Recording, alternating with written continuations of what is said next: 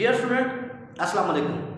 हमारा आज का टॉपिक जो हमने डिस्कस करना है वो है प्रोटीन, और हमने आज डिस्कस करना है प्रोटीन के स्ट्रक्चर को, और हम डिस्कस करेंगे क्वाटरनरी और टर्शियरी स्ट्रक्चर को।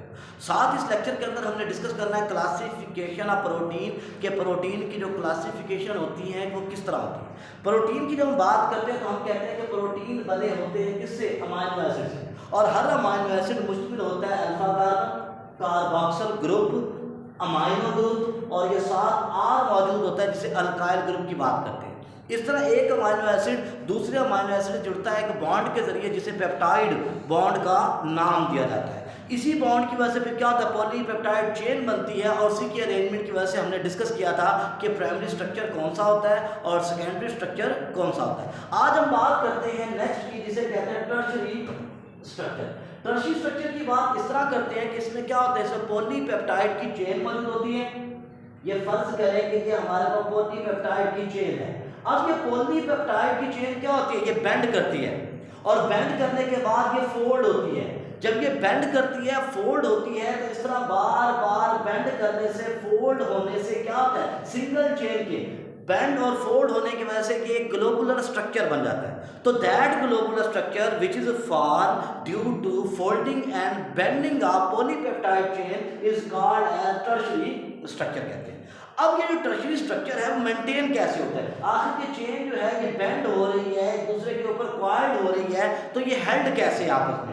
अब इसकी मेंटेनेंस के लिए, इसको मेंटेन करने के लिए, शेप को स्टेबिलिटी के लिए 3 फोर्सेस के अंदर इन्वॉल्व होती हैं। पहली फोर्स इसके अंदर जो इन्वॉल्व होती है 3 किस्म के बॉन्ड, वो है आयनिक बॉन्ड। आयनिक बॉन्ड बनता है पॉजिटिव और नेगेटिव जो अमाइनो एसिड्स होते हैं उनके दरमियान क्या होता है, इलेक्ट्रोस्टैटिक फोर्स ऑफ अट्रैक्शन आती है। जब उनके दरमियान इलेक्ट्रोस्टैटिक फोर्स ऑफ अट्रैक्शन आती है तो उसमें आयनिक बॉन्ड बन जाता है। दूसरा इसमें जो फोर्स होती है जो इस क्या होती है, ग्लोबुलर स्ट्रक्चर को मेंटेन करती है, ये फोर्स कहलाती है हाइड्रोजन बॉन्डिंग। तो इसका मतलब हाइड्रोजन बॉन्ड हो गया, आयनिक बॉन्ड हो गया, और तीसरा जो है ये डाइसल्फाइड बॉन्ड। जैसे कि हमने प्राइमरी स्ट्रक्चर में कहा था कि अमाइनो एसिड की एक चेन को दूसरी चेन के साथ जोड़ता है, वो कौन सा, वो सल्फाइड बॉन्ड। इस तरह क्या होता है, इसमें भी सल्फाइड बॉन्ड जो है मौजूद होते हैं, डाइसल्फाइड बॉन्ड। तो ये जिसकी वजह से क्या होता है, जिसकी वजह से जो है इसकी जो ग्लोबुलर स्ट्रक्चर होता है वो क्या होता है, वो मेंटेन्ड होता है, या 3 डायमेंशनल स्ट्रक्चर जो है वो क्या होता है, मेंटेन्ड होता है। तो 3 कहते हैं इसमें क्या होते हैं, बॉन्ड होते हैं, आयनिक बॉन्ड, हाइड्रोजन बॉन्ड, और साथ जो है डाइसल्फाइड, जो से हम बॉन्ड का SS बॉन्ड का नाम भी देते हैं। अब इसकी स्टेबिलिटी की आती है स्टेबल कॉन्फ़िगरेशन। जब इसको एक्वा सॉल्यूशन में डाला जाता है तो एक्वा सॉल्यूशन के अंदर जैसे ही चेन को हम डालेंगे तो उस चेन को डालने की वजह से क्या होगा, 2 किस्म के अमाइनो एसिड्स आ जाएंगे। अब वो अमाइनो एसिड जो पानी के अंदर हल होते हैं, डिजॉल्व होते हैं, उन्हें कहा जाता है कि ये क्या है, ये हाइड्रोफिलिक अमाइनो एसिड्स हैं। और दूसरे अमाइनो एसिड्स वो होते हैं जो क्या होते हैं, जो वाटर को रिपेल करते हैं, उसे हाइड्रोफोबिक कहते हैं। ये चेन इस तरह क्या होगी, ओवरलैप करेगी, इस तरह क्या होगी, फोल्ड होगी, कि फोल्ड होने की वजह से जो हाइड्रोफोबिक अमाइनो एसिड्स हैं वो हाइड्रोफिलिक अमाइनो एसिड में क्या हो जाएंगे, हाइड हो जाएंगे। इसका मतलब जो हाइड्रोफोबिक अमाइनो एसिड्स हैं वो चेन के अंदर क्या हो जाएंगे, बरीड हो जाएंगे, अंदर की तरफ चले जाएंगे, और बाहर की तरफ कौन से आ जाएंगे, हाइड्रोफिलिक अमाइनो एसिड आ जाएंगे। और हाइड्रोफिलिक अमाइनो एसिड आने की वजह से ये जो ग्लोबुलर स्ट्रक्चर है ये क्या हो जाएगा, ये मेंटेन्ड हो जाएगा। अब इसमें हमने डिस्कस किया टर्शियरी के अंदर कि इसमें सिंगल पॉलीपेप्टाइड चेन मौजूद है। अब जो अगला स्ट्रक्चर आता है जिसे हम क्वाटरनरी स्ट्रक्चर ऑफ प्रोटीन कहते हैं, तो क्वाटरनरी स्ट्रक्चर में ये होता है, इसमें क्या होता है, polymers of several tertiary structure. इसका मतलब ये है कि ये एक पॉलीपेप्टाइड चेन पर मुश्तमिल नहीं होता। जब मोर देन 1 पॉलीपेप्टाइड चेन आपस में क्या होती है, बेंड होती हैं, आपस में क्वाइल्ड हो जाती हैं, तो बहुत सारी चेन जब आपस में क्वाइल्ड होती हैं और होने के बाद एक ग्लोबुलर स्ट्रक्चर बना देती हैं, कम्प्लेक्स स्ट्रक्चर बनाती हैं, उसे क्वाटरनरी कहते हैं। तो क्वाटरनरी बेसिकली क्या होता है, बहुत सारे टर्शियरी पॉलीपेप्टाइड का क्या होता है, कम्बिनेशन होता है, ये उससे ज़्यादा कम्प्लेक्स होता है। तो इसका मतलब ये है कि इसमें क्या होता है, मोर देन 1 पॉलीमर्स क्या होते हैं, टर्शियरी के मौजूद होते हैं। ये हाईली कम्प्लेक्स क्या होता है, ये मौजूद होता है, ठीक है। और इसमें क्या होता है, इसमें ये चेन्स क्या होती हैं, एग्रीगेट करती हैं, और ये चेन जब एग्रीगेट करती हैं तो उससे क्या होता है, उससे मास ऑफ, ठीक है ना, क्या बन जाता है, पॉलीपेप्टाइड बन जाता है। तो हम कहते हैं कि ये क्या है, ये क्वाटरनरी स्ट्रक्चर जो है ये मौजूद होता है, ठीक है। अब इसकी कुछ खासियत है, इसको भी जो चेन को मेंटेन किया जाता है कि एक से ज़्यादा जो इसमें टर्शियरी स्ट्रक्चर मौजूद हैं, ये एक से ज़्यादा जो पॉलीपेप्टाइड चेन मौजूद है, आखिर उन्होंने भी तो क्या करना है, आपस में हेल्ड होना है। कौन सी फोर्स है जो उन चेन्स को क्या करिए, आपस में हेल्ड कर रही है। तो पहली इसके अंदर मौजूद होती है जिसे कहते हैं हाइड्रोफोबिक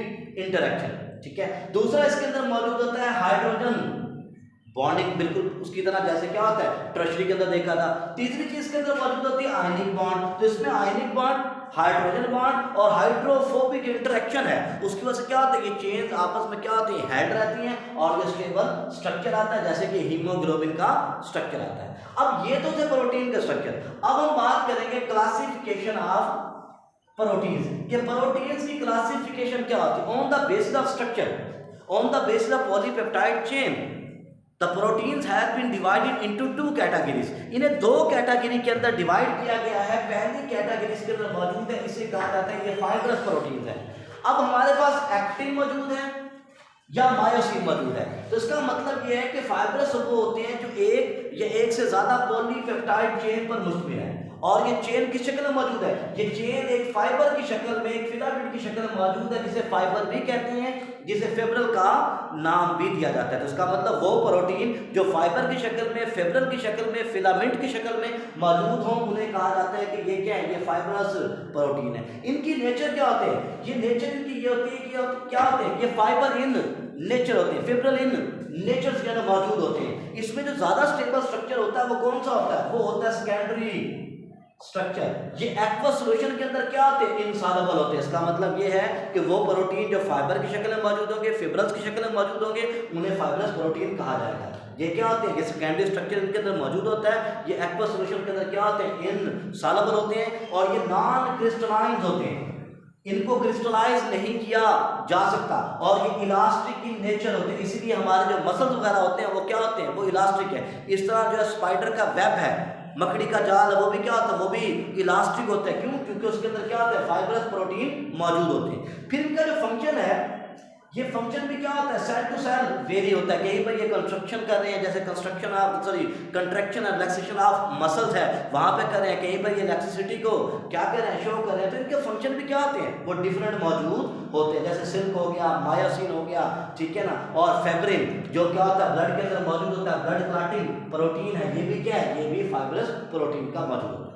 अब दूसरे प्रोटीन्स वो होते हैं जिसमें क्या होता है, जिसमें टर्शियरी स्ट्रक्चर जो है वो ज्यादा होता है। इसका मतलब ग्लोबुलर स्ट्रक्चर मौजूद होता है, जिसमें क्या होता है, पॉलीपेप्टाइड की चेन वो क्या होती है, फाइबर की शक्ल में स्ट्रेट फॉर्म के अंदर मौजूद नहीं होती। तो हम कहते हैं कि ये प्रोटीन कौन से हैं, ये प्रोटीन है ग्लोबुलर। इसका मतलब है ये क्या होंगे, ये स्फेरिकल होंगे या क्या होंगे, एलिप्सोसोडियल्स, ठीक है। लेप्टिकल्स क्या होंगे, ये मौजूद होंगे। टर्शियरी स्ट्रक्चर इनके अंदर क्या होगा, वो वाइटल होगा। इसके अलावा क्या होंगे, एक्वस सॉल्यूशन के अंदर ये सॉल्युबल होंगे, और इन्हें आसानी से क्रिस्टलाइज भी किया जा सकता है। इसका मतलब ये है कि ग्लोबुलर प्रोटीन वो होते हैं जिनमें टर्शियरी स्ट्रक्चर होता है, जिनके क्रिस्टलाइज किया जा सकता है। जो एक्वस सॉल्यूशन के अंदर क्या होते हैं, सॉल्युबल होते हैं, जो क्रिस्टलाइज किए जा सकते हैं, जो क्या होते हैं, जो हैं ये स्फेरिकल शक्ल के मौजूद होते हैं। तो इन्हें कहा जाता है ग्लोबुलर प्रोटीन। जैसे कि एंजाइम्स हो गए, जैसे कि जो हार्मोन्स हो गए या एंटीबॉडीज हो गए, तो ये सारे क्या हैं, ये सारे के सारे ग्लोबुलर प्रोटीन हैं। तो आज के लेक्चर के अंदर हमने डिस्कस किया प्रोटीन के